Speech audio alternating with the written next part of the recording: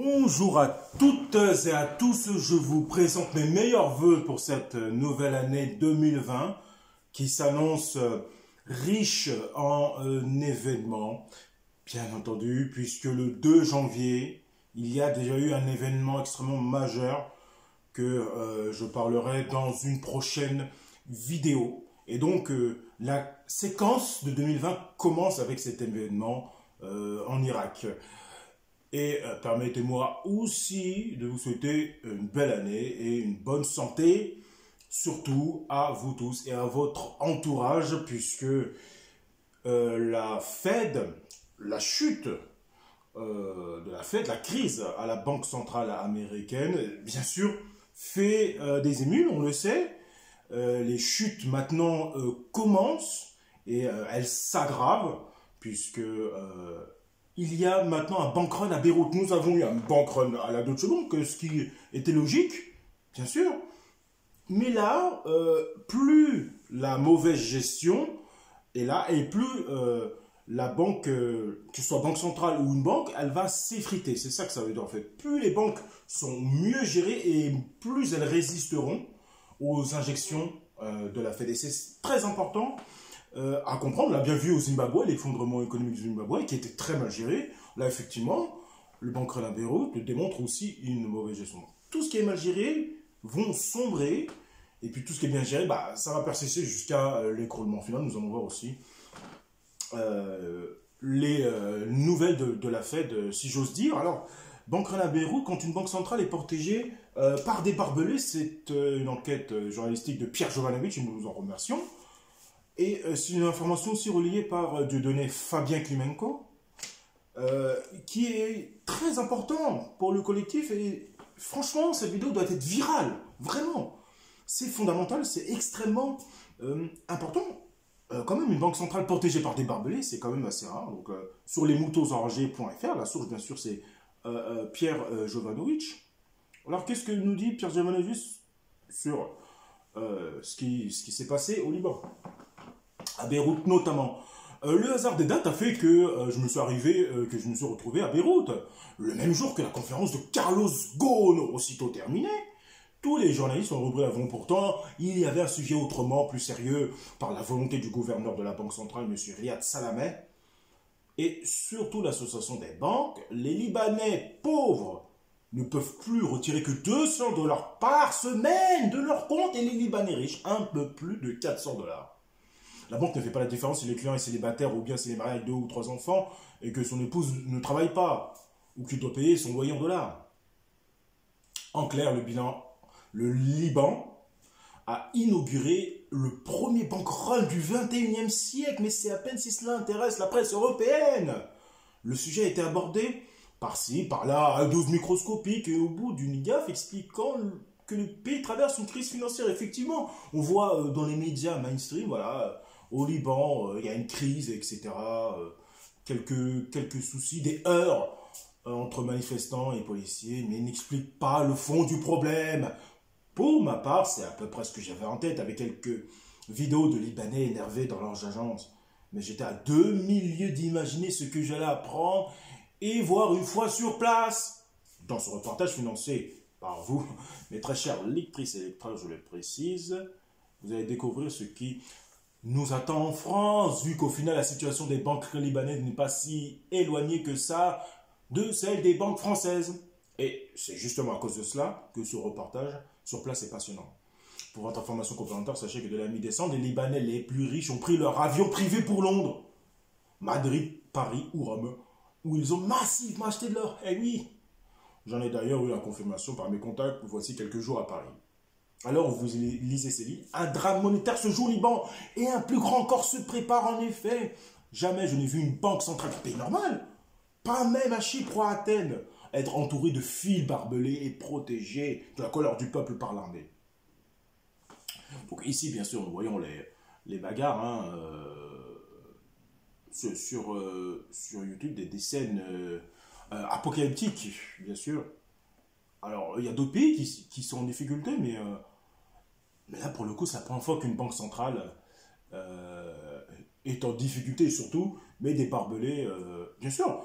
Je vous Je mettrai en lien aussi le site de Pierre Jovanovic, bien sûr, qui est très très très important. Alors essayons de comprendre ce contexte libanais tendu, hein, avec l'excellent site Garda World, rapport de paix, c'est un site extrêmement intéressant, sérieux, et vraiment, il faut y jeter un coup d'œil, parce que c'est vraiment très très très intéressant, en temps réel. Et, moi, ce qui m'intéresse, c'est vraiment le paragraphe sur le sommaire exécutif, pour comprendre le contexte, et ce qui s'est passé. Et là, on voit bien que le Premier ministre a démissionné le 29 octobre. Tout est lié à ce qui s'est passé à la fête le 17 septembre. Et je vais y revenir. Le sommaire exécutif sur le Liban, rapport de pays. Hein.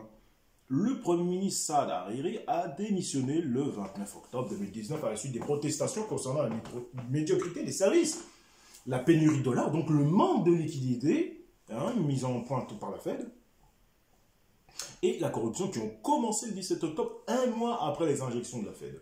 Et directement, vu la mauvaise gestion, les choses s'effritent directement.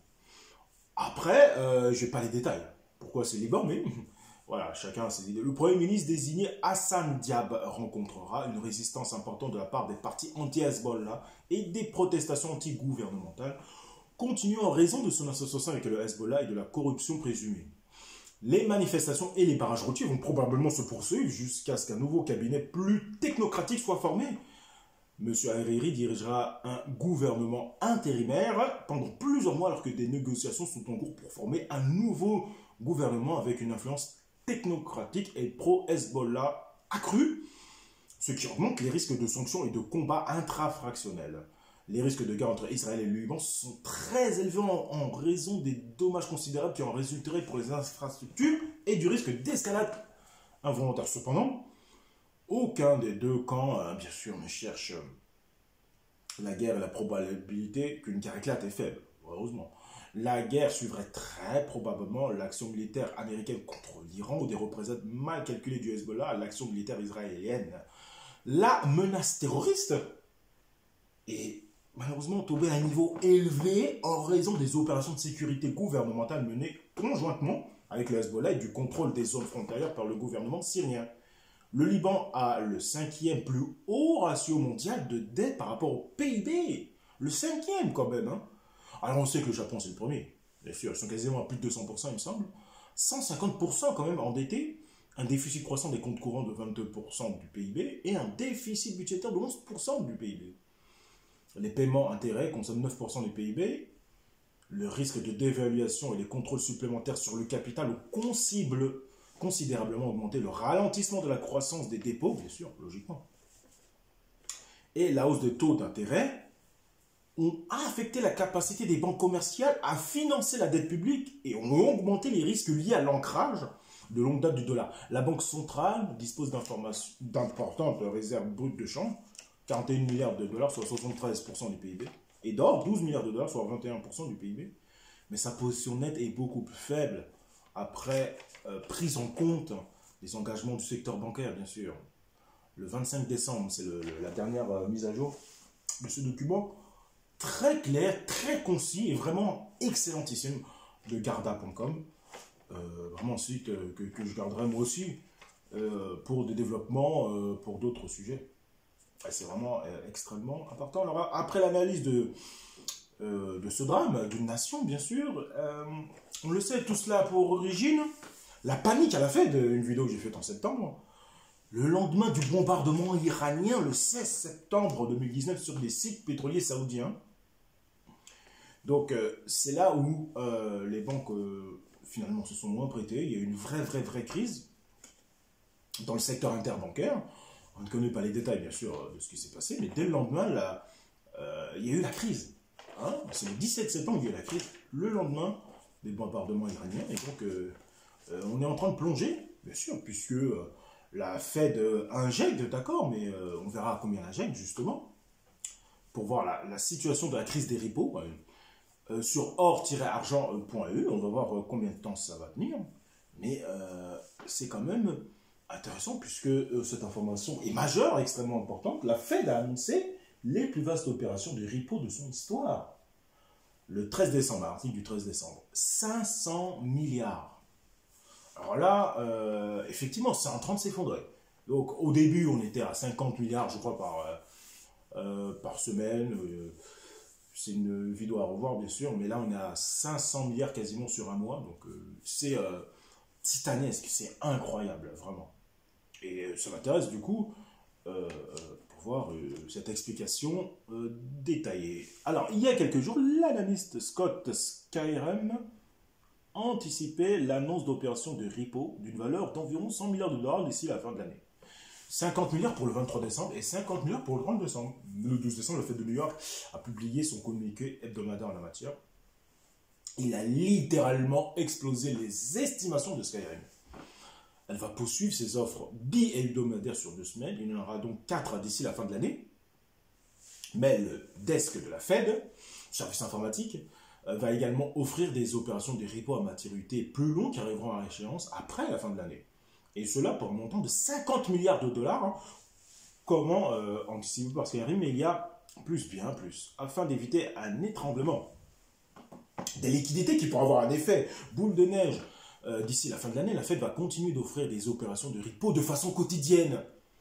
Et pour être sûr de ne pas rencontrer de problème, le plafond sera largement revu à la hausse le 31 décembre et le 2 janvier. L'offre sera de moins 150 milliards le 30 décembre. Pour 75 milliards de repos seront faits avec une maturité au 2 janvier. C'est titanique pour passer l'année, pour basculer l'année le 31, etc. On sait que les gens font des achats, etc. C'est incroyable. Donc là, c'est intéressant comme tableau, parce que là, on voit les 100 milliards, hein, les billions, 100 milliards. Là, on est dans le quotidien. C'est quand même quasiment dans le quotidien, 35 milliards quasiment par jour. Alors, cela dit, il ne s'agit que de chiffres indicatifs. Le desk de la Fed a ainsi indiqué qu'il a pour intention d'ajuster le timing et les montants des opérations de repo en fonction des besoins. Et cela, afin de mitiger les risques de pression sur les marchés des capitaux susceptibles d'avoir un impact négatif sur les politiques de la Fed et ce en conformité avec la directive du FOMC. En plus d'augmenter le plafond des opérations à des dates clés à 150 milliards, la Fed va également conduire 9 opérations additionnelles pour couvrir le passage de la nouvelle année, soit entre le 16 et le 14 janvier, comme je disais. La première sera de 50 milliards, les 8 suivantes 35 milliards, soit un total incroyable de 365 milliards de dollars. En d'autres termes, au lieu de faire un quantitative easing 4 en bonne et due forme, la Fed va inonder le marché de liquidité via ses opérations de repo. Voici ce qu'en pense Skyrem de la société Covature. En un mot massif, en quelques mots, la plus grosse série d'opérations de repo de l'histoire. La Fed a annoncé son programme pour les semaines à venir, et c'est énorme. Selon mes calculs, la Fed s'est engagée à injecter 500 milliards. Comment on atteint ces 500 milliards? En ajoutant les 60 milliards qui serviront à acheter des T-bills et l'augmentation des opérations sur 24 heures à 50 milliards. Cela signifie que d'ici le 14 janvier, le bilan de la Fed va passer à plus de 4 trillions, aujourd'hui à plus de 4500 milliards, soit un nouveau record historique. 4,5 trillions, c'est 4500 milliards, on est bien d'accord. La question est de savoir si cela sera suffisant même pour empêcher l'apocalypse prédite par Posard. Et oui, cette analyse de Crédit Suisse a prédit il y a quelques jours que la Fed serait contente de démarrer un Q4 avant même la fin de l'année en raison du manque de liquidité dans le système. Et oui, on voit bien qu'il y a des bankruns de partout maintenant. Selon lui, cet assèchement a eu lieu en raison de 3 facteurs. Des taux qui ont été relevés trop rapidement, le resserrement quantitatif qui a provoqué mécaniquement une baisse des réserves des banques, les nouvelles règles de Bâle 3, j'en ai parlé dans une vidéo précédente, qui ont durci les exigences en capitaux imposés des banques. Oui. Effectivement, les accords de Bâle 3, voilà, c'est un peu plus restreint. Donc voilà pour la situation de la Fed en temps réel du 14 janvier. Donc entre le 16 décembre et le 14 janvier, 500 milliards ont été injectés. C'est colossal, c'est vraiment colossal. C'est-à-dire que les banques ne se prêtent plus rien. Et que nous avons des bankruns quasiment tous azimuts, puisque là, nous avons une rumeur, malheureusement, qui s'est transformée en réalité avec une banque chinoise, en l'occurrence la banque Yichuan, une banque rurale qui est assez importante, sur le site South China Morning Post. scmp.com, des rumeurs sur WeChat courent sur une banque chinoise rurale en signe de fragilité financière dans un contexte de ralentissement économique. Alors, cet article est intéressant au niveau de la rumeur puisqu'elle explique un contexte. Et puis, il y aura un dernier onglet sur Zero Hedge qui explique vraiment le bank run en Chine. C'est fondamental, c'est extrêmement important. Et ce qui est important aussi à comprendre, c'est que les bank runs, je le répète, que nous voyons en ce moment, ce sont des banques centrales ou des banques qui sont mal gérées. Il faut dire la vérité. Peut-être qu'au Liban, on a des problèmes de corruption, j'ai pas de preuves, mais c'est possible, on en parle. Donc, comme au Zimbabwe, j'en ai parlé, bien sûr, dans une vidéo précédente. La banque commerciale rurale Yichuan, comme je disais, dans la province du Henan, a subi mardi des retraits concentrés d'espèces. C'est un article du 31 octobre 2019, vous voyez 17 octobre, panique au Liban, 31 octobre, panique à une banque chinoise, banque run. Vous voyez, c'est un mois ou un mois et demi après. Donc il y a peut-être d'autres choses qui se passent, mais même certains sites, c'est vraiment bloqué. Hein. Donc il faut être vigilant et continuer d'être informé. Les autorités ont déjà été obligées de reprendre ou de recapitaliser, effectivement, la Baochang Bank, la Bank of Jesus et la Hangfeng Bank au cours des 6 derniers mois. Donc il y a déjà 2 banques qui ont été recapitalisées. De He Wing Weifeng. Alors, qu'est-ce que cet article très intéressant nous dit? Le Yichuan Rural Commercial Bank n'a pas précisé la raison de la soudaine demande de retrait d'espèces, mais a confirmé mercredi que les services et les opérations se déroulent normalement. Mais bien sûr, la banque ne va pas expliquer l'alerte qu'il y a dans leur banque. Alors, la police chinoise a arrêté une femme après avoir répondu à une rumeur via WeChat selon laquelle la banque commerciale rurale allait faire faillite. Ce qui a poussé des centaines de clients à se précipiter pour retirer de l'argent du prêteur dans la province du Henan, dans le dernier cas pour frapper de petites banques régionales. Pendant le ralentissement économique, la femme de 29 ans, surnommée Wang, a été détenue par la police dans le comté de Yichuan après des retraits concentrés en espèces dans le Yichuan Rural Commercial Bank. Elle devrait être punie de 5 jours dans un centre de détention pour fabrication de faits et perturbation de l'ordre social. La banque n'a pas précisé la raison de la soudaine demande de retrait d'espèces, mais a confirmé mercredi que les services se déroulaient normalement. L'autorité disciplinaire locale du Parti communiste a déclaré mercredi, dans un communiqué, que le président de la banque, Kang Fengli, 54 ans, a fait l'objet d'une enquête pour d'éventuelles violations graves de la discipline et de la loi. Et oui, comme je disais, vous êtes indiscipliné, et voilà ce qui arrive. Voilà ce qui arrive rapidement. C'est-à-dire un mois et demi après la chute, que les banques soient mortes, en fait, en réalité. Alors, elle injecte, la fait d'injecte, mais ça tombe au fur et à mesure, ça s'effrite. Voilà. Jusqu'à quasiment avoir plus rien. Hein. Donc, il faut être très, très, très vigilant, vraiment, et essayer de diversifier son patrimoine. On ne peut pas rester que dans les banques, c'est pas possible.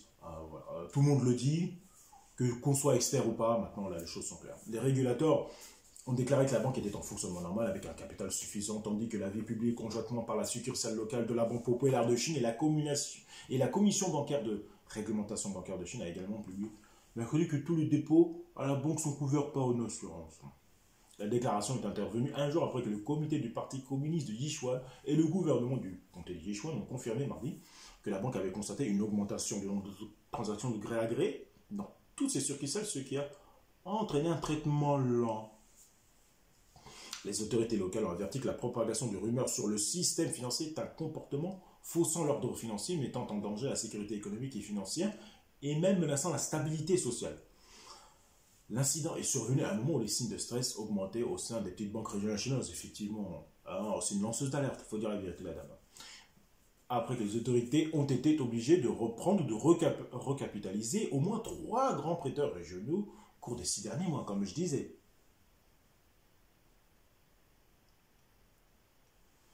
Alors, le gouverneur de la Banque centrale Yi Gang a déclaré le mois dernier que certaines banques régionales chinoises s'étaient engagées dans une expansion aveugle ces dernières années, s'étendant au-delà de leur base d'origine et poursuivant des projets risqués sans contrôle approprié. Le Yichuan Rural Commercial Bank, qui compte 33 succursales dans le comté, a été constitué il y a 10 ans en tant que consolidation de plusieurs coopératives de crédit rural.